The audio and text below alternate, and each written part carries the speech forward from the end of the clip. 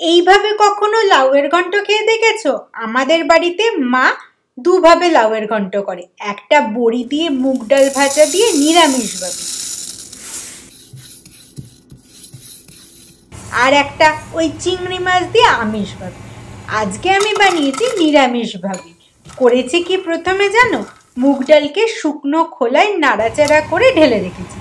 এবার কড়াইতে সর্ষের তেলে ভেজে বড়িগুলোকে তুলে রেখেছি। ওই তেলেই দিয়েছি একটা শুকনো লঙ্কা, গোটা জিরে, সামান্য রাঁধুনি ফোড়নে।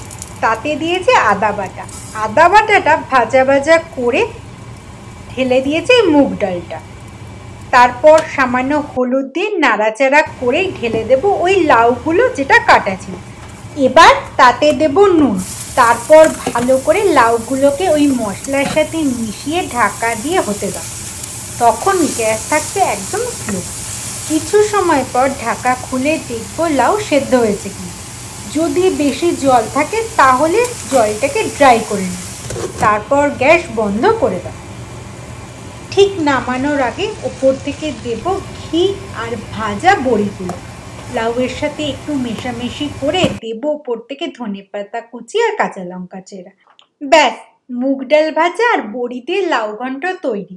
এবার তুমি বলো, তোমার প্রিয় লাউ ঘন্ট কোনটা? নিরামিষ না আমিষ? কমেন্টে জানিও কিন্তু।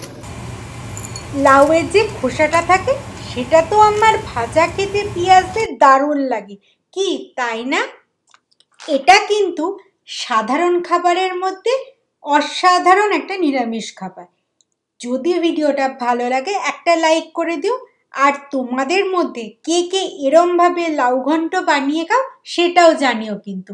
আজ তাহলে আসি।